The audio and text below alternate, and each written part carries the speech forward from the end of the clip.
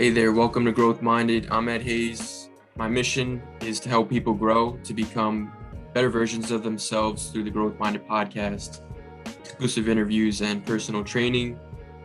During today's conversation with Bridget Pepe, we'll share ways for young people to retool their brain to lead to a more positive perspective on life, more interest in learning, and then we'll share our thoughts throughout the podcast on how to develop a growth mindset. So to grab your attention, since COVID-19 began, $175 billion of emergency funding was allocated to hospitals, medical facilities, and less than 1% of that was invested into mental health and substance abuse services. So I think it's important to share tools on attitude, learning, and growth, especially for young Americans who suffer the most from anxiety and depression. And the purpose of this episode is to, again, help you grow with some of these tools. So I'm excited to have Bridget on the show. Bridget currently works as a psychiatric PA on an acute short stay voluntary inpatient unit. Bridget graduated from King's College with her master's in science for physician's assistant studies, and then went on to continue her education through a behavioral health residency in Houston. Bridget, I'll turn this over to you. I think you have a short little announcement or anything. Yeah, hello, that growth-minded community. Thank you for that introduction, Eddie. I just wanted to say that though I am a medical professional, with this podcast, I am not your medical professional. So if anything we touch on today resonates with you and you feel like you need more help, please seek professional medical help and don't just take this as your treatment. Go and search for something further. That's a good point there. And it, tying into, some of the things that we speak on, if you're definitely suffering from extreme anxiety, extreme depression, we are not professionals. Mm-hmm. So seek out, professional help for that. Yeah, someone that can follow you more closely than just listening to one podcast. And then we will be talking about tips to help with anxiety and things like that. There's always more personal care you can get if you see someone regularly. Definitely. So today we broke down some of the speaking points for this brain food into 3 sections: attitude, learning, and growth. So we could start right at the top here with attitude. As I mentioned, that young Americans are suffering the most from anxiety and depression. I mentioned only a small amount of that was going into mental health, substance abuse services. So, off the top of your head, Bridget, for the average American in their 20s or so, what are some tips and tricks that we can share to help lead more positive perspective on life? Mm-hmm. Yeah, so from research that I've done for this podcast, exactly what Eddie said, mental health services are kind of taking a back seat with everything going on, even though the numbers of people struggling with mental health are increasing exponentially, especially during COVID times. And actually, one of the big things that I found was professionals like doctors and PAs and nurse practitioners are less likely to go into the mental health field. So there is less of an area for people that do need help to seek it. Though younger generations in their teens to 20s, even early 30s, are more likely to seek mental health treatment, which I thought was pretty cool. There's a couple things that I learned in my studies and just through research, going into tips for people that don't necessarily want to speak out and go find help, but are struggling and feel like there's more they can do. And a big one was mentalizing, which actually is used in different psychotherapy treatments, but is also something we do daily and is a skill that you can hone, kind of like, swinging a bat or something that if you practice, you'll get better at it and be able to utilize it more in times of stress, because it's great to think about when you're not stressed, but then all of a sudden, if your emotions are high and things are happening, it can be harder to utilize those skills that you're kind of aiming to. So with mentalizing, the definition is kind of reflecting on what you're feeling and what you're thinking, and also what others are feeling and thinking. So we see someone frowning and we say, oh, they're sad. But then we don't always think, how is their frown affecting me? Like, am I starting to feel upset as well because someone else is upset? And kind of processing, okay, just because they're sad doesn't necessarily mean I'm sad, but what can I do, or what's going on to help with what they're doing? And it's kind of giving a mental quality to a physical aspect, and everyone does it differently. So we did this cool experiment in my residency where we all saw a picture. It was like an ink blot picture, like an old school therapy session that you'd see in a movie. And we were given 5 minutes to write a story on it, and everybody's story was different. So we all saw the same thing, that ink blob, and we all wrote different things. And the person leading our session was kind of saying, see how, it was the same stimulus, but everyone had a different thought process going behind it. And just remembering, just because we're both experiencing the same thing, doesn't necessarily mean we're both having the same emotional reaction. So kind of putting that into effect with like, okay, I'm anxious. Why am I anxious? What can I do to help it? Or, okay, someone else is anxious, but why am I suddenly starting to feel anxious? We take on that persona from someone else. And then always just remembering there's like three sides to every story, what one person says, what the other person says, and then what actually happened. And that's not necessarily because people are lying. It's just because we interpret things differently.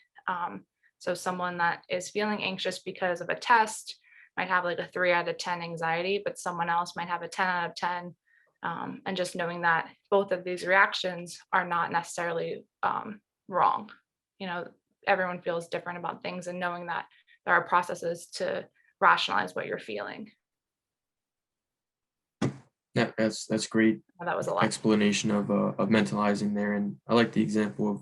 I'm sure there's more to it than just the, example of someone frowning or smiling, but how I take that is that, maybe even the person's frowning, if you're, maybe it's the same person in the same room, and I guess it depends on the situation, but it may not even be because of what you said or what you did.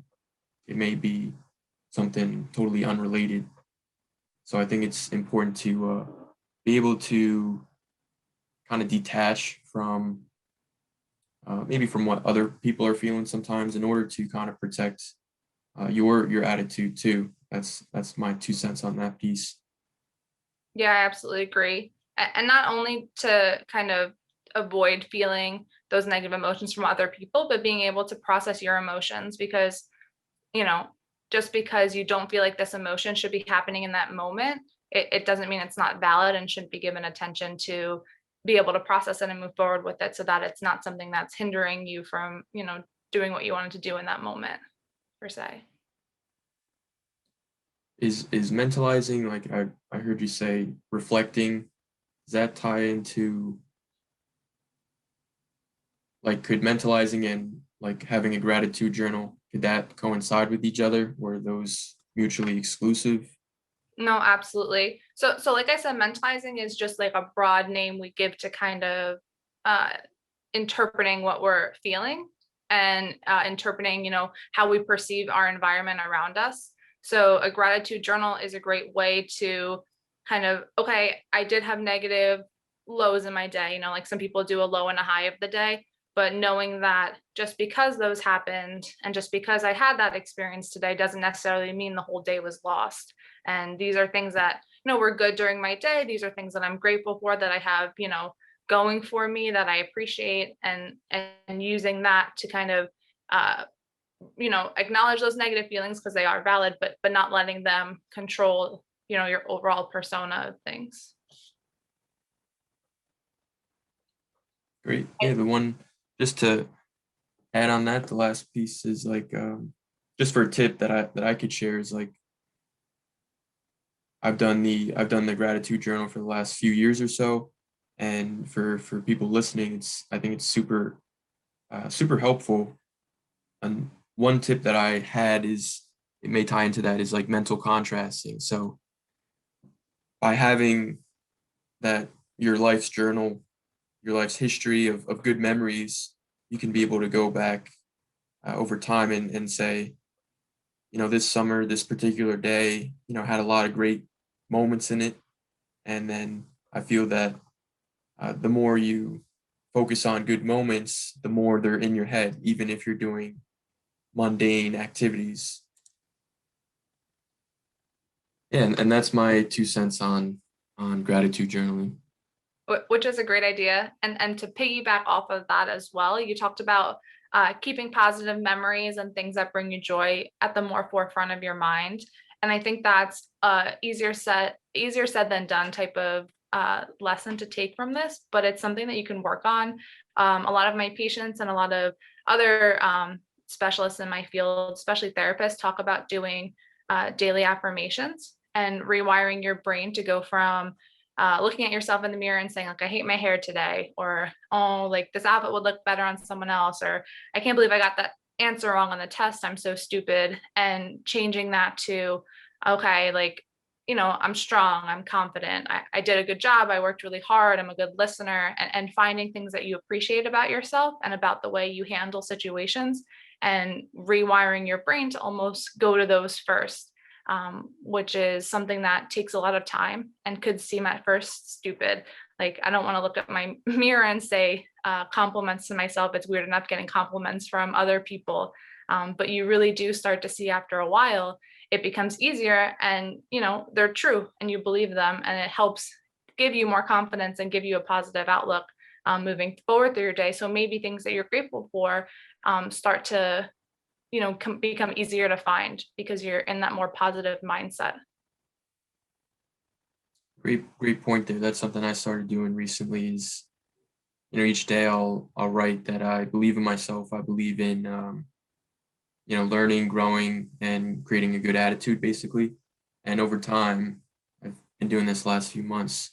Over time, I feel like it builds your confidence, your character, especially things that you can control, things like your attitude, your effort. And I think it ties into your character if you're able to, point out good things that you can control, like even something as simple as, hey, I made my bed today. Like I got up to a good start. So I think I not only think, but I practice that, and I believe that fully. And some things that I've heard as well is that it's difficult to find it within yourself, especially if you're in a more depressed mood. Like, I can't find things that I like about myself, but there's a lot of tools online that you can utilize. So listening to someone else do their daily affirmations, like there's, videos that you can watch, or just little, I'd say videos again, but there's things that you can look at, or things on Pinterest that you could read to yourself instead of having to come off the top of your head with it. And then that can make it easier, like, to start if you're feel like, this is not for me, and I don't know how to do it. There are tools that you can use as well, so that you're not kind of struggling without a life raft at first. Yes, that's a good point. Surround yourself with, with people that have this already as a habit, and then that can easier become a habit for the listener or whoever wants to try this. Exactly. So I'll throw you a curveball here. This let's see if you can handle this one. I read that books are good for the brain. They provide an escape, a novelty, and a surprise element, which I think is important during the pandemic.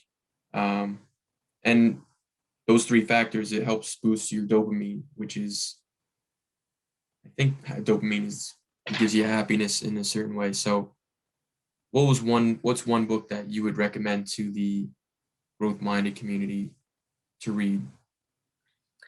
So I am not really I'm more of a reader to escape, a reader for fun. I do a lot of, Hmm. like, mystery books and fiction books. But I did read a self-help book not too long ago. It was called Girl Wash Your Face, which I don't know if that would be for the male listeners as well, but everyone can do whatever they're comfortable with. But it was kind of showing this woman who was struggling with different things, kind of coming up in age where I am, and just telling her that it's okay to be where you are and that you don't have to compare yourself to other people. Um, but I would prefer talking or reading books about like things that are not necessarily for me, because I feel like I do a lot of that in work. So reading things that are more like enjoyable. So the last book I just read, which was amazing, was The Silent Patient. And it was actually about a psychotherapist, and it was kind of a mystery book. So if you're looking for something, not necessarily for education, but for Hmm. enjoyment, I'd say that one was, I think I read it in like 2 days. It was great. Sheesh. Yeah. That's the fastest I've heard anyone read a book. So It's not too long and it's very great. exciting. And I just started work recently, so I had a little extra time. There you go. Yeah. Yeah. It doesn't necessarily have to be self-help books. Sometimes the best books are ones that are not in this world. Um, we'll have to have a separate conversation about Harry Potter after I finish that series. But exactly that is like um, basically obviously nonfiction, but it takes you to a world that still has qualities grounded and characters grounded in the world we're living in today. So Mhm. great recommendation there.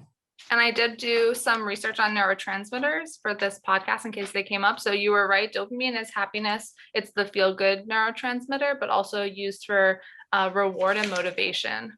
So if you're enjoying a book, that's kind of why people have those like late nights where it's 3 a.m. and they're like, oh my gosh, I can't believe I am up reading still.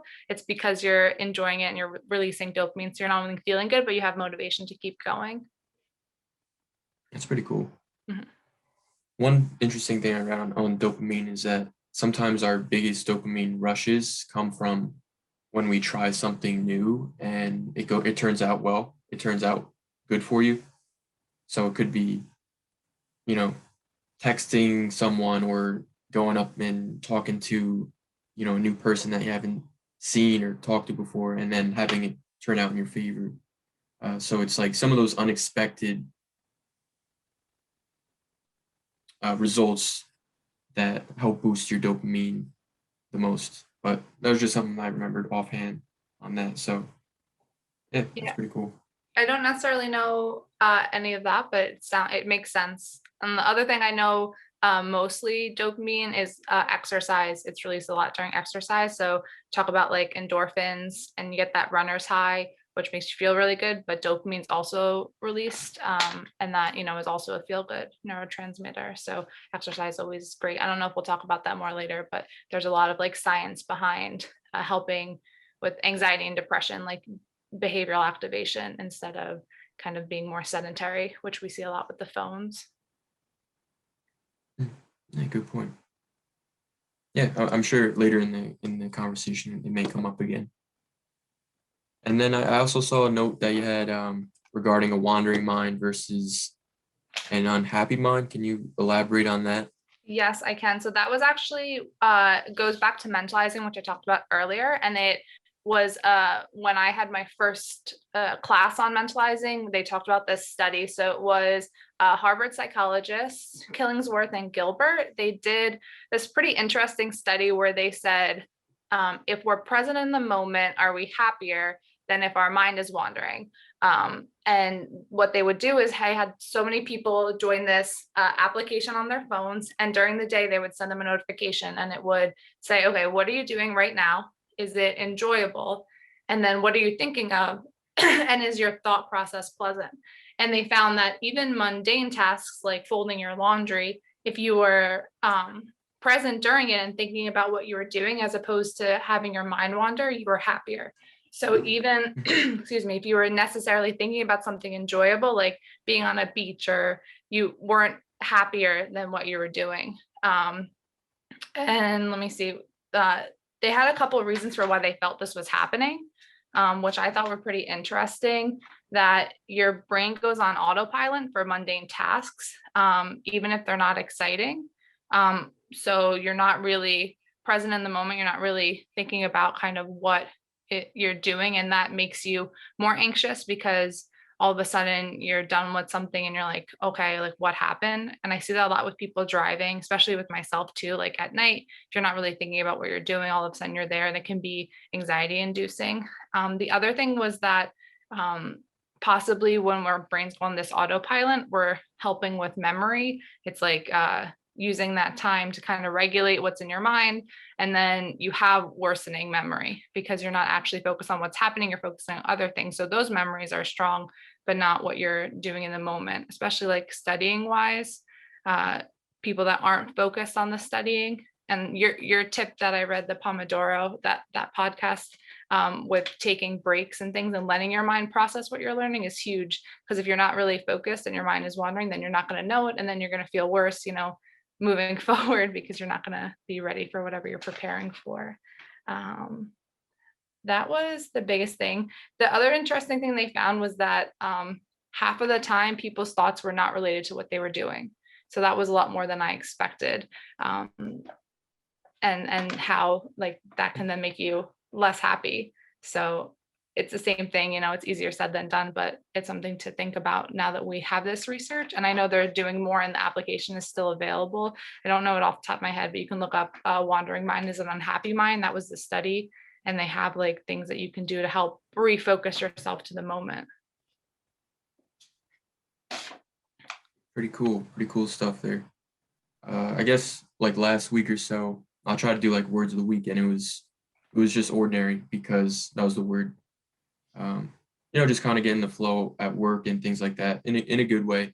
But then I'd be able to return to present moments and say I'd just be washing my hands in the the bathroom or making dinner, and I would just think to myself like it's just ordinary moments, and it was in a good way because I was present with where I was.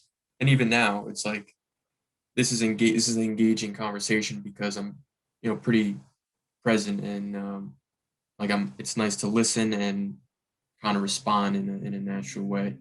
And then I was gonna say, kind of like with the Pomodoro, it seems like it's counterintuitive to go from focused to like an unfocused like way of thinking, but it's backed by like science. So like I was telling my dad recently, oh, I took a longer lunch, and he's, oh, you took a longer lunch, but I'm like, my brain is still working, my brain is still processing, and that's where some of the most creative solutions that you can have to complex problems come.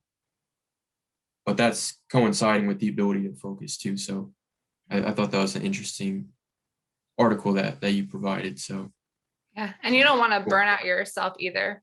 I feel like nowadays, this was one of the things I read in the study, like people are expected to work longer hours and give more to the companies than in the past ever. So people are getting burned out more and they don't feel as appreciated. And taking that time for yourself and taking that break helps with being able to last longer in things and being able to give your all as much as you need to. So it is absolutely important to give yourself even just a 5 minute, and even for physical things as well. A lot of jobs today are behind a computer. I know I type notes all day long, and it can have significant strain on your eyes, on your back, your posture. So even just getting up and moving around or focusing your eyes on a different spot, a couple every 20 minutes, I think you're supposed to. So exactly, if you're doing a 20 and 5 Pomodoro, then that's huge for your physical health and also your mental health. Yeah, great point there. Yeah, if anyone's interested in that episode, check out Pomodoro, Become Indistractable. And I was gonna say, just to elaborate more on this real quick, is that yeah, at the start of the year, I was like, I think pacing yourself is important. I've worked in different areas, and I've seen burnout, whether it's people I've worked with or family, friends, and that's why I thought pacing is so important. So I'm a runner as well. So when I was kind of rehabbing to start running again, there's this book that basically helps you pace yourself for a marathon. I'm like, let me apply that to how I'm working. So on Monday, for example, I'll have a lower amount of Pomodoro goal than I'll have on a Tuesday. Tuesday is a little bit more busy. So to take it one step further, if people are interested in that approach, I find it very helpful. In the past, like Fridays would come around and I'd be like, oh, I just want to lay down for the rest of the day. And, over the last few months or so using this technique, I feel a little bit more refreshed when the end of the night comes. Just being able to pace your effort. I think that's important. So great point on there, Bridget. Thanks. So we'll shift gears a little bit to from attitude to learning. For more context, the generation that we're in, it's been raised on with a lot of distractions, whether it's social media, phone notifications, emails. So one of the books that I read, Mind Shift, I think it was Dr. Barbara Oakley. She mentions that higher levels of procrastination leads to higher stress, worse health, and even lower grades for students listening. So shifting gears, Bridget, do you have tips and tricks that we can share to help reframe learning into something more enjoyable? I think a big thing that I utilized in my learning was helping my future self out. So that's something I tell myself all the time is if I don't do it right now, I'm going to have to do it in the future. And, 10 minutes or 10 hours before the deadline, is my future self going to be appreciative of what I did for her? And so, not putting things off. So that way it makes it easier for myself moving forward. And that's can be a difficult thing with anxiety because you dread doing certain things, whether it's like I'm thinking group projects in school or not necessarily group, but even just like essays and things, you put it off because it makes you anxious. And then you get more anxious as the deadline comes and you kind of end up in a deeper hole that you accidentally dug for yourself. And then you have to pull yourself out. So reframing that, even if I just do a little bit right now, that's more that I don't have to do in the future. And there was this article I read that was really nice about a woman who was depressed. And she said, I just can't do my dishes. It's like, what's holding me back? I think if I was able to do that, that's one step. And then I could slowly do other things. And her therapist said, okay, why don't you run the dishwasher? She said, I have, and they weren't clean. So now I have to wash them. And she was like, run it again. And the lady said, well, you're not really supposed to run your dishwasher twice in a row. She's like, who cares? You're not supposed to, but if that's what's going to help you feel better, do it. So it's not necessarily restricting yourself to what you can and can't do. If it's something that you need to help yourself, do it. And that's the same thing with learning. Like maybe you're supposed to start from, the introduction to your essay but you really have a good body paragraph. Start with that, give yourself whatever you feel like you can at that time. So that way it makes less work for you. And then once you start going, there's another trick to keep going off on tangents, but it's called the rule of 5. 5 minutes, give yourself 5 minutes, set a timer. And then if you feel like you keep going after that 5 minutes, then keep going, but at least push yourself for those 5 minutes. You can pretty much do anything for 5 minutes. So if you can get yourself going, that really helps moving forward. So I think that was a big thing I did for like studying and projects, just start it instead of pushing it off. Yeah, I think I've read that I have read there is pain that you feel from whether it's starting something new, whether it's a project or assignment. I think there is pain that you literally feel from it. But I think I've also read that it's not as bad as actually doing it. I think what we set in our minds is sometimes worse than how bad it actually is. It may not even be bad while you're doing it. And Absolutely. Anticipation is the worst part. Sorry? It's an anticipation is the worst part of anything. Mm-hmm. Yeah, I have like Mondays are almost my alley-oop days. So when you started off saying like, I'm just trying to help my future self out, I'm like, I agree. Like Mondays, I'm going to buy food, I'm going to cook, I'm going to do laundry. These aren't things that intrinsically I love to do, but it helps me out when Tuesdays, when the rest of the week rolls around. I'm lucky that Monday may set me up for a good rest of the week. Mm-hmm. Yeah. And then just, setting yourself up for success. it's one less thing you have to think about, especially if you have a busy work schedule or you're expected to take on new responsibilities throughout the week. Then you can kind of put those, necessarily things that you need, the food and, clothes and stuff to the side, even like setting out an outfit the night before. So that way in the morning, if you maybe are like to sleep in like I do, then you're not rushing as much. You have that part of your morning planned. And it's just, little things that over time they become a habit, and then it helps you out moving forward. Yeah, make sure my sweatpants are laid properly next to my bed before work every day. Yeah, some of us have to go into work, so we have to dress up, which is learning process, especially after like Catholic school, which I went to, and having a uniform, figuring out an outfit every day is still a struggle for me. That's fair. So you mentioned habits. What do you think is your keystone habit? For me, I believe it's gratitude from my point of view, and this helps me improve my mind state. It helps me want to learn more, because being grateful for what I have, I think that's the first step for being able to want to do more, is to feel grateful for what you already have. So I think that's that'd be my keystone habit, I would say. What about you? I'd say the biggest habit that I've developed over the last couple of years is taking a deep breath when I feel like I need a minute, because you can't necessarily always walk out of like a interview, or if you're with a patient in my profession, or if you're in class, but kind of closing your eyes, taking a deep breath and letting yourself relax. Like, okay, I took the breath, relax my shoulders, unclench my jaw, and get back to it.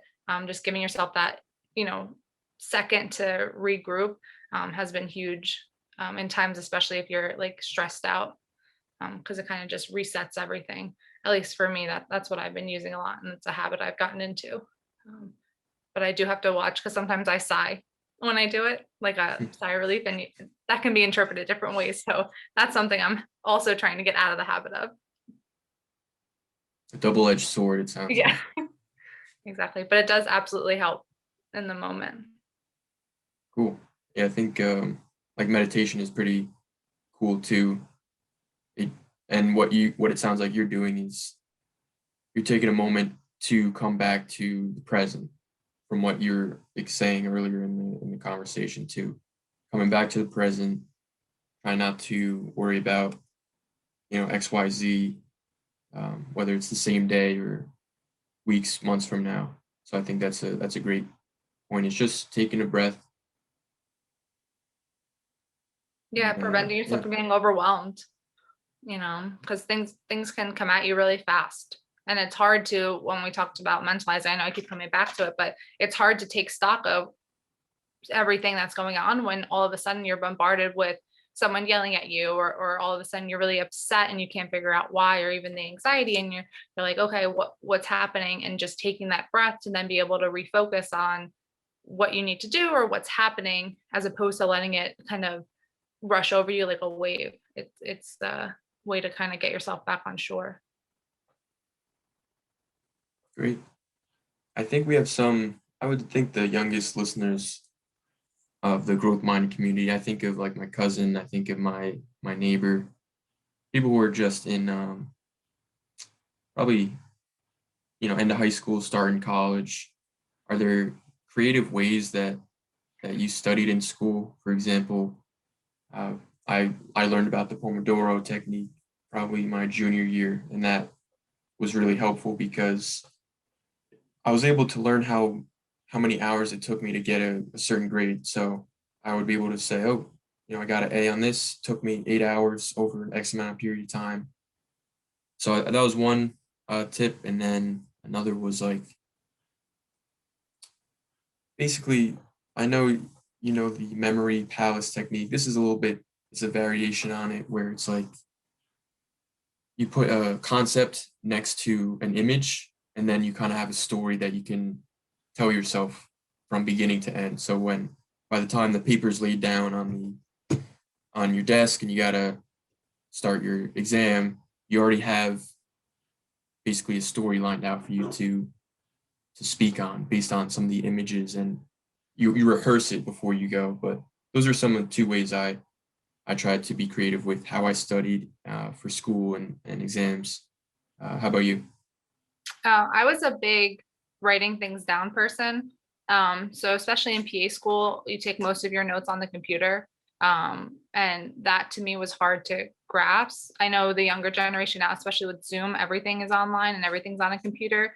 But I found taking the notes that I had written really quickly and rewriting them or even condensing them to the most important bullet points was good in the moment to study for tests, but then also great moving forward.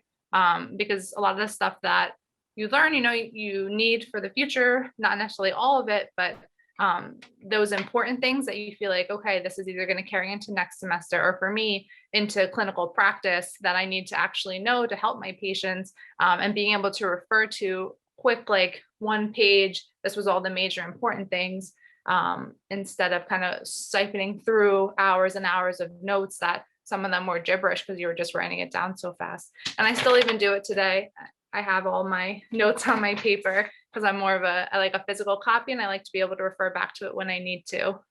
So that was a big thing for me, was kind of repetition, knowing it, reading it, but then also rewriting it down.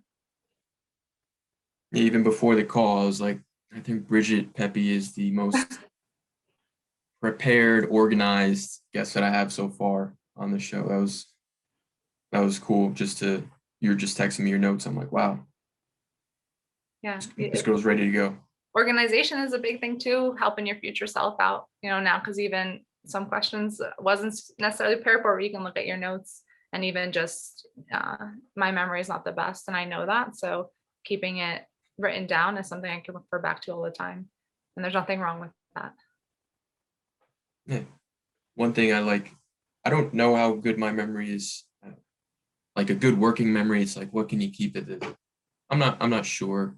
I'd have to think of that maybe afterwards. But one thing that I like to do, like I have a OneNote. I use OneNote a lot, and I've used it not only for gratitude, but now about the last 3 years, whether it's school or work, I have 3 years worth of notes that I can refer back to, or interesting articles that I read that I can easily pull from. Like I'll ask you in a second on if you've heard about learned industriousness. It ties into learning, but this isn't a concept that I always have in the back of my head, but I do know that I have a note on it. So it's easy for me to pull it up because I have it saved. And then it brings me to things that I've read about it, definitions, how it can be applied. But I think a cool tool that listeners may be interested in is OneNote. Getting good at OneNote helps you stay organized. You can use it for work. You could create your own, basically personal agenda. So maybe I'll have an episode on that later. But that's helpful for me to pull things and remember things that I don't know all the details about. Yeah, I definitely listen to that because I'm still a paper and pen person. And then you have a lot of stuff. It's less organized than having everything on like a OneNote system. And I'm not familiar with the learning industries. Sure. So let's see if I can pull it up. So basically, the idea of learned industriousness is that hard work and effort is virtuous. So I think it ties into a growth mindset. It ties into having a gritty attitude on life. Basically, that our own efforts will make our future better, similar to the concepts that we were already discussing earlier. But I just wanted to bring that concept up. I thought it was interesting. Yeah, absolutely. Definitely always there's things that you can learn. You never stop. There's always other things you can kind of pull in and you figure out what works for you and what you like. So it's always good to have these resources like this podcast. So you have all these options and learn about different ways to kind of get to where you want to go. Definitely. So I'll transfer over now to the growth portion of the conversation here. Are you familiar, Bridget, with the growth mindset? I wasn't before the podcast, but with listening to the episodes, I'm more familiar than I was before. But it's still not something that I would say I am apt in. Sure. I'll explain a little bit, and then we can talk more on growth, people that inspire you to grow, and things like that. But basically, the growth mindset is when people understand that their abilities can be developed. In a growth mindset, it's usually compared against a fixed mindset where people believe that their abilities, their talents are fixed and they can't be developed. So just a small example I was thinking of is like, even when you're a child, tying your shoe, it's not something that everyone knows, but you learn how to do it. You basically develop your ability to tie your shoe. And from there, I just take that concept and I apply it to life, that life is a work in progress. Abilities can be developed, not only tying your shoe, but creating a podcast from scratch. It can be grown. So I think it's an important way to look at life in more of a opportunistic possibility versus limitations. Yeah, I definitely agree with that. That especially in today's world with the internet and the ability to have so much information and resources and ways to learn, whether it's from someone who's done it, which is kind of how I got into my field, but then also like research, and you can read all these like scientific journals, and you have people's tips and tricks online, like we talked about Pinterest and having the daily affirmations, and there's so much more that you can do and then apply that to yourself moving forward, that there is never a reason to feel like you can't do something, or that you can't grow or continue learning if it's something that you enjoy or that you're interested in, or something that you think would better yourself or help better others moving forward. So I absolutely agree with the growth mindset. And I think it's something that we kind of think about, I can do this and I want to keep moving, but keeping it in like the forefront of our minds and knowing that we can continue to is a great tool that you've put out for everyone, like to continue your mind each week with different things to utilize to help, keep achieving the goals and be successful in life, whether it's, through business or relationships or whatever your like goals are. So what's something that you'd be interested in learning more about or growing in? Maybe not today, but throughout your life. So when you first started the podcast, mine was motivation. I still think that I have trouble starting things. There are a couple tricks that I use now, kind of like the setting my time and setting up kind of what my tasks are for the day instead of one big goal overall. I think that definitely helps me kind of do things, but still I find myself struggling to start them, which we also talked about today. And like I said, things are easier said than done. So like tricks to get started and kind of just dive into things as opposed to putting them off was a big thing that I felt like I could utilize. Yeah, that's fair. No one's perfect. We're all human here. No one starts everything that they think of. Mm-hmm. Being able to translate ideas into actions isn't an overnight or even a daily thing. So that's an interesting point. I'll think on that. For my end, I want to just make more engaging content with this podcast, and then kind of work back from I want to be clear in life with like what my calling is. Build on that not only from my job, my career, but in all aspects. Try to have everything like, and I think it's to grow, like not only myself but others too. So that's something that if we're just sharing areas that we like to grow in, I think that's my focus too. Over time, life's a marathon. We got to pace ourselves too. I think that's a great thought process to have, like that you want to have goals and you want to continue to grow, because a lot of people will say they know their calling. And when I say a lot, like, if you talk to people they'll be like, yeah, I'm really happy with my job, or, oh, I feel like I found the right relationship thing. And there's always change. Your preferences change as you get older. Every 7 years your taste buds refresh. So every 7 years your favorite food might change. And knowing that you're not stuck, like if you really like your job but you feel like you're unfulfilled or you want more, there's always a different thing you can go, and you're never too old to kind of start something that you think is going to be enjoyable. Or even if you're never too young to start something that you think will be kind of what you want to do. And then if it's not, there's always ability to change and go to a different direction. Though it can be scary, you're never stuck. So I think having that, I want to keep learning and keep growing, is great, because you don't want to get stagnant, and that can lead to worsening levels of anxiety and depression, which we talked about a little bit. So that's great, Eddie. You said the taste buds change every 7 years. Yes, Is that true with leap year, like people born on leap years? Yes, I was born on leap year, but I do still age like normal people. So every 7 years, regular years, not my birth years, I get new taste buds. And that's why they say like your taste for coffee comes when you get older, because you're maturing in your tastes. Or even like dark chocolate is a new one that I never liked, and now I'm like, okay, it's getting better. I feel like it'll each 7 years will be more. But that's what I understand. Like every 7 years you get like all new skin and things like that too, which is odd to bring up, but that's what I know.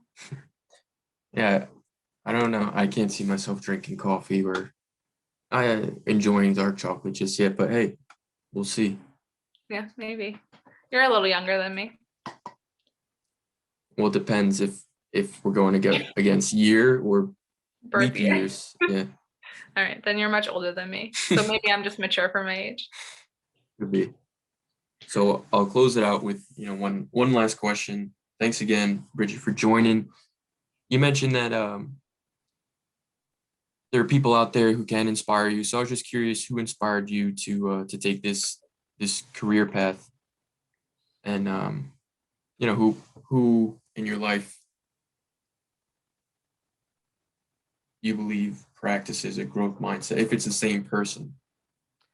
Basically, like who inspired you to take on this calling? Yeah, so from a young age, I'd say I always wanted to be in the medical field, and I attribute that to my parents, teaching me to be empathetic towards people and just kind, and showing love and support to others, even if it's difficult for me. So I definitely attribute my desire to go into the medical field to them. But then in PA school, I had a mentor who was my preceptor in one of my rotations. His name was Francisco. He's also a psychiatric PA. And he pushed me to go and do a residency and kind of hone my skills in the field, because once he learned that I was interested in it, it was, don't just jump right into it, take that extra year to really grow in knowledge and grow in competence and be able to be a better provider, so that when you are taking care of patients, you have those skills that you can use, and different like my lectures and things that I went to pull into. So I definitely attribute that to him. And even when I graduated, I didn't necessarily want to do residency. And he was like, just do it. It's better. We talked about the pros versus cons, and he gave me that push to go into that, year of extra learning, which was great, because I found myself wanting to just go down the path of finding a job and then starting practice. And I'm so glad that I didn't. So it's good to surround yourself with people that, help you, but also can give you a push, even if it's not what you want to hear. You always want your friend to tell you if you look bad in an outfit instead of lying to you. So it's good to have mentors that do the same. So that way they have your best intention. So I'd say he was definitely a huge motivator. And even now we work in the same health system, not necessarily in the same hospital, but he helps me with all my questions. And he's like a huge resource in care, because if I'm not sure about a medication or not sure about a treatment plan I have, it's good to have that person to bounce ideas off of. So I definitely attribute my desire to keep learning to him. Great. Okay. So we spoke on some brain food. We spoke on tips and tricks to help people improve their attitudes, find interest in learning, and grow. Speaking with Bridget today, psychiatric PA. Thank you, Bridget. Yeah, thank you so much for having me, and thank you everybody for listening. This is Growth Minded. I'm Ed Hayes. Again, the mission is to help people grow to become better versions of themselves. Hope you guys enjoyed the conversation today and enjoy the rest of the day.